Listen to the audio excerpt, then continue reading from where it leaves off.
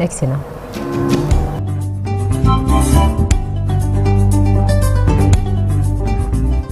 Suñu gan tey jëlee ci suba Amar Thioune la bokk ci coalition Karim 2024 monsieur Thioune ñu ngi lay nuyu di la ziar di la dalal jàmm.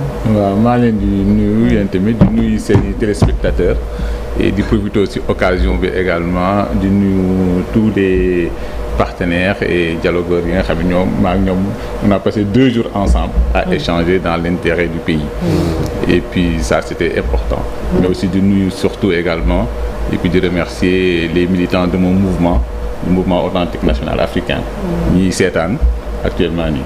jërëjëf monsieur Thioune Chérif ñu bàyyi la nga tàmbali wax. Thioune créé ngeen fi sax moo bu bees dialogueur ban commission nga bokkoon comme ñaari commission amoon.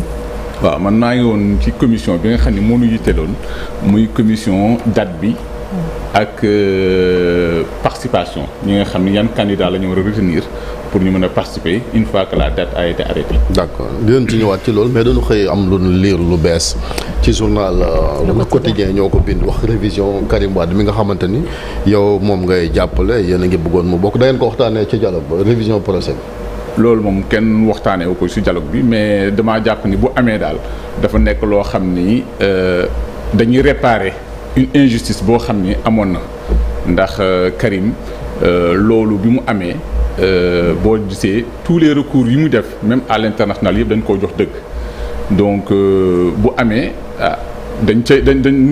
dañ cee kontaan rek parce que xam ni aussi dëgg mooy mujj. mooy jëkk te muy mais li jaaxal ñëpp mooy pourquoi maintenant parce que déjà c'est vrai que daanaka sàkku mais gars yi réintégré woon nañ ko ba mu bokkoon sax ci liste électorale yi amaat li nga xam ne mooy éligibilité am lu tax maintenant ñu bëgg a indi procès. xam nga nit ki amul lu dul sagam ak dignité am xam nga koo xam ne dañ koo jël tooñ ko tëj ko pendant 3 ans exilé ko 7 ans soxnaam wàññeeku muy tubaab xam nga nag Sénégal dañu war a comprendre. Karim li mu def ci Sénégal lu ko Sénégal jaral bari na ñoo xam ne jarul leen ko pourtant soxnaam tubaab la mais bi mu wàññeekoo Sénégal lañ ko denc. nga yow fa Karim. donc yooyu dafa nekk ay signal yoo xam ne yu am important la yoo xam ne ay symbole la. waaw donc mën naa wax ni tey Karim Wade d'ailleurs boo xoolee sax ci candidat yi tey moom kese mën nañu wax tey aujourd'hui ñu wax ay affaire double nationalité c'est le seul boo xam ni mën nañu wax ni il a exclusivement la nationalité sénégalaise. moment bi ñuy wax ni moom kese moo ko justifié. Khalifa Sall tam justifié gis nga bosam génn ba ki dem dinañ ci ñëwaat mais li jaaxal ñëpp mooy délai yi parce que fii ak ñu juin bi ñu bëgg ñu yóbbuwaat déjà datu élection yi est-ce que mën na fee amat sax déjà ab procès boo xam ne dañ koy réviser cour bëgg a àtte woon tas noonu ko amatul.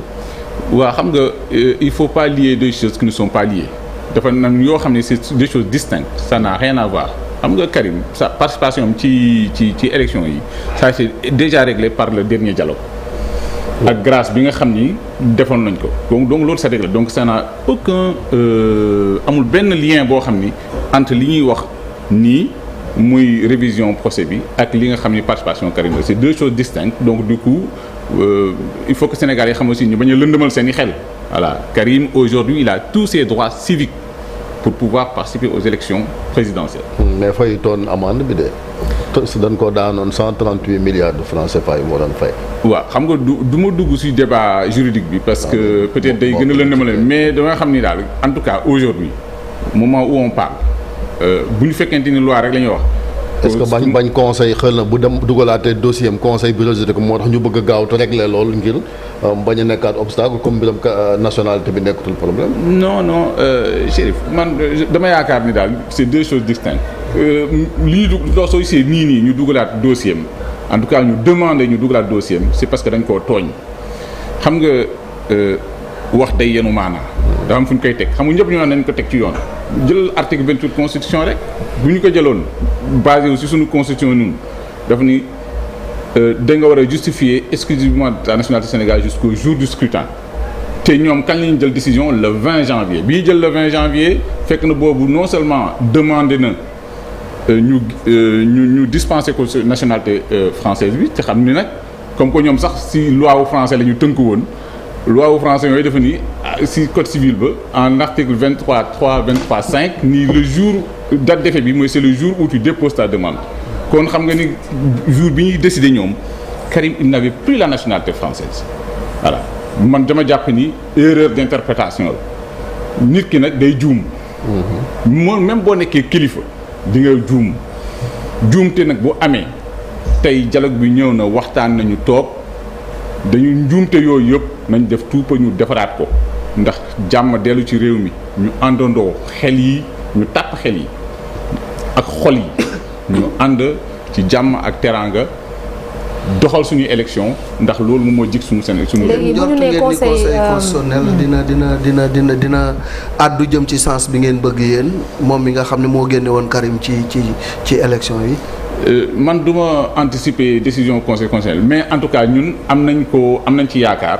parce que je considère que ni ña fa ne confiance bi ñu peuple bi am ci ñoom ba teg leen foofu mën na am juum nañu mais xam naa ni am nañu peut-être hauteur d'esprit boo xam ni dana leen permettre aussi ñu comprendre ni tey enjeu yi nga xam ni moom mooy dox réew mi yi nga xam ni moom la ñu soxla pour que réew mi gën a mën a dal.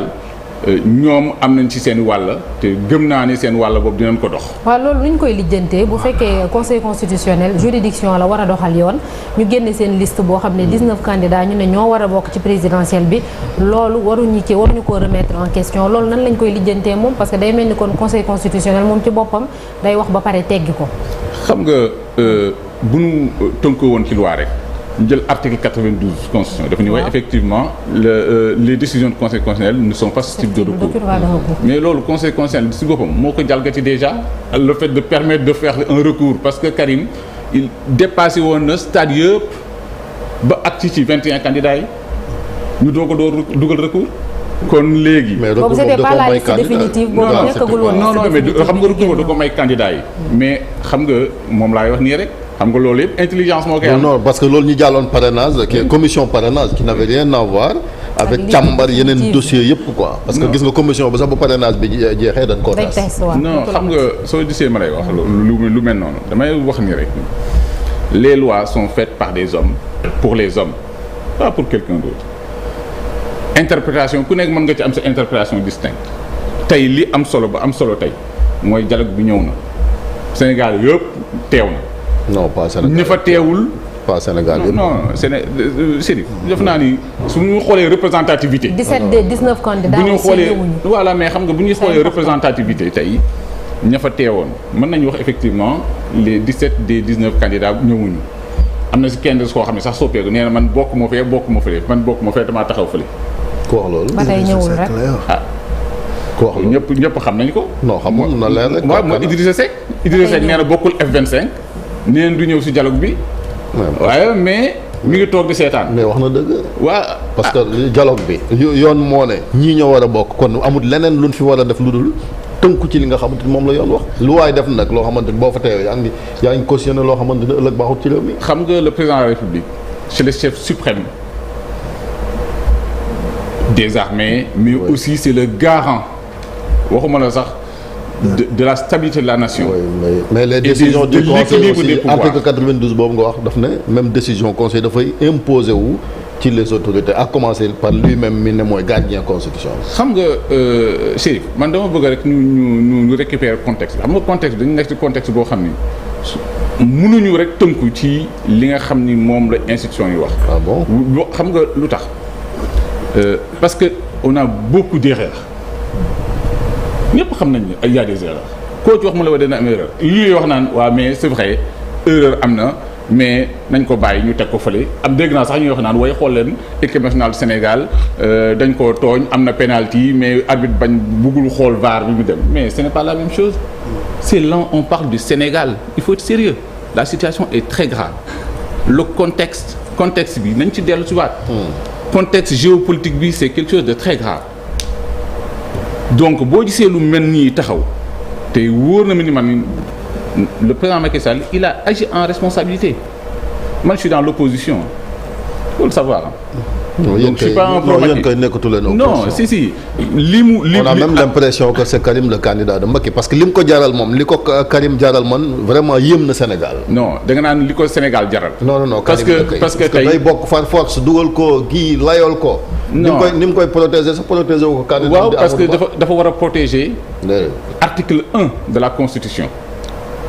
tous les Sénégalais sont d'égale dignité et doivent traiter de manière égale tey li dal Karim dafa rompre déjà ce principe d'égalité entre les citoyens. Oui, mais le conseil a motivé décision bi écarte Karim suite à la requête bi Thierno Alassane Sall dugal muy recours. waaw mais xam nga je ne veux pas que le débat di jàll. non il faut ñu ñëwaat foofu Thioune parce que li ko waraloon mooy déclaration sur l'honneur bi ñu waxoon. même si amoon na nationalité bi génn avant que le conseil ne décide quand même 20 candidats yi bokkoon mais danoo jàpp ni ba muy bind booba amagul këyit bi comme mooy mu mën a bokk ba ne nekkatul rek sénégalais. si parce que xam nga rappelé naa ko léegi fii nii xam nga ñoom dañu basé wu ci décret bi mais mënoon nañu basé du code civil français. waaw mais dafa buñ ko non mais option la rek. non du option. Oui, non la loi c'est la loi. Oui. Soit on l'applique intégralement soit on l'applique pas du tout. Maintenant des erreurs ça peut arriver d'interprétation ça existe partout loolu moom mënul la donc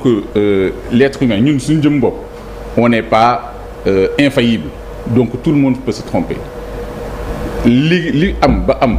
dialogue bi c'est pas pour Karim lañ ko def peut-être que ni oui c'est vrai. moom le gagnant c'est lui. non le gagnant c'est pas que lui il y a quand même il faut pas insulter.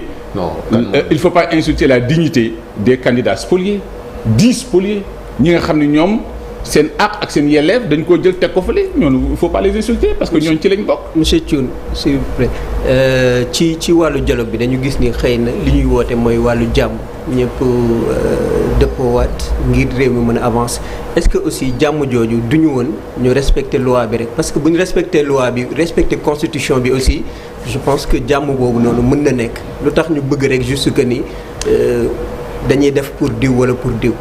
fekkee pour jàmm est-ce que duñu régler loi bi rek ñu suivre loi bi li nga xam ne moom la ñu tëral ñu. xam nga boo gisee ñu yegg si fii loi bi dañ koy jalgati bu ñu jalgati woon loi bi kenn du yegg si fii koo xam nga respect loi bi amatul woon kon comme que dañ koo jalgati ba indi nañu ci loo xam ni presque guute la war nañu toog ñu waxtaan jël Sénégal jiital ko teg intérêt personnel yi fële jiital Sénégal dialogue bi je répète encore defuñu ko pour Karim. dañ ko def pour le Sénégal parce que dañu nekk ci situation boo xam ne nag xam nga président de la République wax na ko nee na junj doy na xel wax na ko am na lu ñu mën a wax lu ñu mënta wax mais moom jël na ay responsabilités ci li nga xam ni prérogatives yi nga xam ni moom la ko constitution bi jox. est-ce que respecter constitution bi ak li nga xam ne moom lañ joxe ci yeneen réew yi yëpp ni nañu régler li nga xam ne moom lañ tëraloon. loolu du moo ñuy gën a yóbbu ci jàmm parce que bu fekkee ku mer. ñu ni dañ la war a dugalaat les recalés ñu ni nañ leen dugalaat kii bokku ñu ni nañ ko dugalaat te loolu mënul nekk li ñuy wax ci wàllu sportivité aussi est-ce que warul mën a nekk pour ñu. non xam nga il faut dans une approche xam nga booy wax loi rek waroo isoler rek élection c'est une approche globale le fonctionnement des institutions en général xam nga des fois nit ñi dañuy wax Sénégal ñëpp bëgg a nekk juriste ñëpp bëgg a xool ni comment les institutions fonctionnent les institutions. fonctionne d'une certaine manière et la cohérence globale dafa nekk loo xam ne am importance au-delà de l'élection tey li ñu gis ci Sénégal li ñu jàpp ni mooy que ni y a des dysfonctionnements majeurs dans le fonctionnement des léegi am na ay propositions yu commission yi def mooy bi nga waxoon yow ci mbiram date bi fu ngeen teg ñaari fan ci weeru juin bi nga xamante ni moom la commission bi proposé ak transition bi parce que Macky Sall moom nee na woon na doyal na sëkk mais li ngeen wax mooy moom mu continuer doxal waaw loolu diisoo bi moo ko indi lu tax diisoo bi indi ko xam nga mënoon nañu wax ni. est-ce que du donnaa maanaam may na leen lii waaye yéen it da ngeen ko may laa. non lii ña fa nekkoon ñëpp c'était pas des pro-Macky. et d'ailleurs ci commission ba am na yeneen voix yi fa jóge woon. peut-être que elles sont voix yooyu c'est des voix minoritaires am na ñu proposé ay le 2 février am na ñu proposé le mois d'août. 2 février ba. 2025. ci biir commission bi.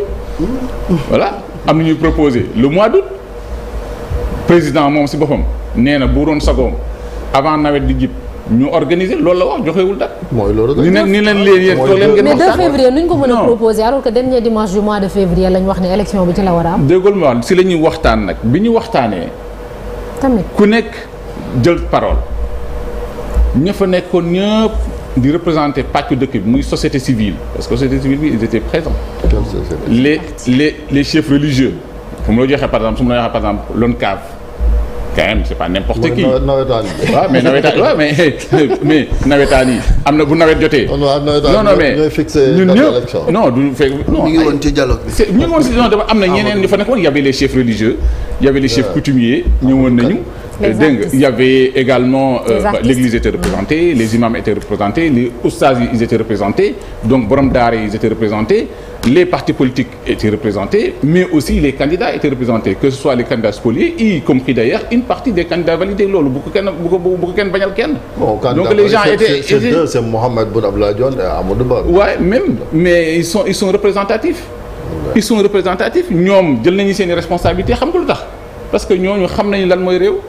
Ils ont dirigé le pays ils savent c'est important nga am expérience ou institution xam comment fonctionnent les institutions moo tax Boun Abdallah sa participation il n'est pas d'accord avec ñun suñu position par exemple moom beneen position la amoon andi ko il a défendu la question le principe des droits acquis moo tax ñu garder tey pourtant mënoon nañu wax ne il est tout seul mais li mu wax comme que dafay am sens moo tax ñu jàpp ko parce que ñun ñëpp effectivement nee nañu on va pas régler une injustice en créant une autre injustice ci aussi normal conseil constitutionnel ci la bokk parce que conseil constitutionnel a pris quand même une décision ni 19 candidats yi moom la ñu bëgg a xam nga loolu moo tax dialogue bi dafa en tout cas on a rendu à mais par contre yéen seen proposition boobu ça ne lie pas le conseil moo tax man la bu fekkante ni conseil bi président saisir na ko comme ni mu ko waxee parce que yéen mënu leen sax saisir conseil c'est le président wala ay député ñoo war a mën a saisir conseil président nee na bu ngeen paree seen conclusion dina saisir conseil mais conseil bu dee àndut ci li ngeen proposé na loolu moom xam nga on ne va pas anticiper man li may wax. si mën naa nekk. non parce que moom jël na décision ba pare. xam nga li tubaab di wax. warut a recevoir ay injonction yu jóge feneen. oui mais xam nga conseil constitutionnel mënoon na bi mu actualiser la liste des candidats ni la loi la date doit être fixée à tel jour defu ko xam nga tax defu ko. parce que esprit bi muy fonctionner xam nga dans les missions du conseil constitutionnel boo xoolee d'ailleurs dans l'acte fondamental bi nga xam ni moom mooy mettre en œuvre moom mooy désigner décrire les missions du conseil constitutionnel le conseil constitutionnel doit pouvoir décider dans l'intérêt général pour la stabilité et la paix le conseil constitutionnel c'est une mission politique c'est une mission régalienne mission boobu noonu c'est un contrôle de légalité un contrôle de conformité ce n'est pas un censeur d'accord léegi Sonko bon c'est vrai que ay ñooñam demuñ ca dialogue ba amut ko fa layal ne moom it comme bi ñuy pëcc xoona na bokk moom am na ay kàddu yu fa jëpp ni ñoom bëggoon nañu Sonko bokk dégg moo tax dialogue bi tey ni ñu ko ubbee ak je ne sais pas am na yoo xam ne y a la loi d'amnistie peut-être mën na am loolu dana permettre Sonko bokk on ne sait pas man li ma xam ba xam mooy ñun li ñu fa yóbbu woon ñun en tout cas man ñun la coalition Karim 2024 c'était qu'on règle l'injustice bi nga xam ni notre candidat a subi mais en même temps en tant que membre du Front démocratique pour une élection inclusive yoo xam ni y a des spoliés ou des candidats dits spoliés on était là aussi pour aussi que ñooñu nga xam ne suñu naatangoo la ñoon tamit seen i yelleef ak seen i droit ñu mën ko aussi xoolaat. reprise processus bi yëpp est-ce que loolu tamit jubu fa parce que comme bëri na ay rëq-rëq bëri na ay ñuy wax ne lii c'est injuste et cetera rebattre les cartes est-ce que loolu possible loolu aussi ñu def ko bu ko defee ñëpp départ au même pied d'égalité même si y en a qui disent que les 19 bu leen kenn laal. li nga wax effectivement loolu jub na fa mais techniquement. xam nga d'abord d'un dialogue bi il faut lépp décision yi ñu fa jël l'idée l'esprit c'était quoi acceptabilité sociale des propositions yi ñuy def acceptabilité sociale la première des choses mooy une date raisonnable mënul woon génn juin bu génnee juin rek problème am na ça veut dire que ni on n'a pas écouté le peuple on n'a pas écouté aujourd'hui l'attente du peuple parce que le peuple était prêt à aller aux urnes le 25 une partie xam nga c'est pas tout le peuple qui a dit ça certainement waaye ñu non xam nga c'est pas bu doon peuple moom dañu def référendum ñi ëpp moom respect du calendrier voilà ñëpp loolu la ñu bëgg te loolu mooy dëgg aussi non effectivement xam nga bu doon suñu sago ñun ñëpp ay sénégalais lañu. dàq élection fii rek la. fi ñu nekk fi ñu yegg nii. duñ fa yegg. mais nag béy wéy na mbuus. il faut ñu wut solution. il faut que ñu wut solution. bon xam nga boo xoolee li naroon am fu néew toog kenn dafa jooyi góom. non mon cher li nga wax noonu effectivement dàq processus bi defaraat processus bi complet. y avait aucune menace loolu jóge na fa. xaaral mais jàllul quoi. bàyyi moom xam nga lu tax jàllul. parce que techniquement c'est d'abord ça veut que ni il faut qu'on reporte les élections à plusieurs mois te loolu socialement xam nañ ni ce n'est pas acceptable. beneen bi ci des c'est que bu ñu bëgg même techniquement si on voulait organiser est-ce que xam nga ni Sénégal tey on vote dans 55 pays. ça veut dire que ni reprendre tout le processus c'est rouvrir la révision intégrale des listes électorales et loolu boo ko bëggee def dans 55 pays. mënoo ko def dans des délais très restreints. donc lu ça c'est compliqué. mais xale yi nga xamante ni ñoom d'ici là dinañ am 18 ans bëgg a voter ñoom dañu leen di priver ce droit là. xam nga question boobu jib na fa. waaw certainement des jeux dana am lu mu ci xalaat. mën na am ay propositions génn ci mais ay propositions effectivement nii nañu ubbi une révision partielle pour les jeunes yi nga xam ni ils vont avoir 18 ans ou ont eu 18 ans depuis que on a arrêté la liste électorale depuis le 26 donc loolu nekk na loo xam ni effectivement jib na fa waxtaan na fa mais ndeyu mbili gi li fa problème les problématiques principales yi nga xam ne ñoo fa taxawoon parce que loolu mën nañ ko wax c'est un droit constitutionnel on peut pas interdire à un Sénégalais d'être électeur ñun ñii on a posé la question parce qu'il y a 900 000 électeurs si candidats yi nga xam ne ñun ñoo déposé woon ñoo nekk ñu ci fichier électoral bi alors que ñoo ngi seen carte d'identité. mais li waral report bëgg nañ cee ñëw parce que waxatu leen ko fenn. mooy mbiram corruption bi te yéen a ko yëkkati yéen waa Karim ak Karim Wade. oui loolu dafa tàbbi géej. non. tàbbiwul géej xam nga lu sax soo gisee waxtuñ si en tout cas man le principe là justement il y a un principe sacro-saint de respect des institutions les magistrats il faut les respecter il y a une information judiciaire bi ñu ubbi mais nan ko leeral non bien sûr am nañu ko fa wax mais je pars du principe que dès l'instant qu'il y a une information judiciaire qui a été ouverte la suñu commission d'enquête parlementaire bi nga xam ne moom la ñu demandé woon mu commencé woon liggéey ñu ne ko nañ ko na arrêté maintenant les choses sont entre les mains des juges on va laisser les juges faire leur travail. mais ndax Karim Wade am na vraiment intention ñëw. est-ce que am na intention ñëw vraiment intention ñëw yaakaar nga ni ñun parce que yàgg nañoo annoncé day ñëw bu tey ñuy xaar ñu ne day ñëw ñu yàgg nañoo joxe ay am solo man foofu sax laa bëggoon dugg quoi. yéen vous battez. vous mouillez le maillot. le prince sur la pousse à Doha. yéen ngeen nekk fii di xeex. bés bu ngeen nee day ñëw kenn du ko gis mais vous ne pouvez pas battre pour un fantôme quand même. xam nga vraiment. damay attirer seen attention xam nga dans la vie souffrance yi Karim dund ju nga bu ko nit dundoon fii on ne parlera pas de la même manière xam nga mais je comprends effectivement l'attente mais d'ailleurs même mais loolu sax ñun daf noo neex parce que Sénégal yaa ngi ni Karim kañ la ñëw c'est bien on est content parce que xam nañ ni donc ça veut dire qu'il y a une attente populaire pour que Karim ñëw c'est très bien doo ko gis doo ko dégg ngeen di xeex fii non ñun ñoo koy dégg yéen ñii liggéey moom il tire les ficelles depuis Doha lu mu bëgg Macky Sall def pourquoi muy am na leneen borom ku du lakk am na ku koy jàppale mooy Macky Sall donc soxlawul sax muy ñëw finalement je pense que il faut respecter la fonction présidentielle non on ne respecte pas lu mu gis on a vu processus ba mu commencé ba léegi lu Karim Wade bëgg Macky Sall mi ngi koy def beneen bi mooy même conseil constitutionnel yéen vous avez proposé ñu jëlee ko fi indi fi parcours xam nga naka lay nuancer li nga wax su fekkante ni li Macky Sall bëgg. li Karim Wade bëgg. li Karim Wade bëgg. waaw Macky Sall def ko. ñu jëfee ko. kon duñu agsi fii. waaw moo tax comme jëfee woon ko moo tax. xam nga participation Karim Wade. c'était déjà réglé lors de l'ancien dialogue. c'est déjà réglé. mais mu des. non xam nga c'était déjà réglé. donc tey bu ñu agsee fii tey ñu ñëwaat fii ñu ñëwaat encore Karim mënut a bokk. mais y a un problème kuy wax dëgg rek kuy waxal dëgg fii ci Sénégal di nga xam ne yow y a un problème. te ña fa nekkoon d'ailleurs c'était pas des pro Karim tous. mais Cour constitutionnelle bi nag.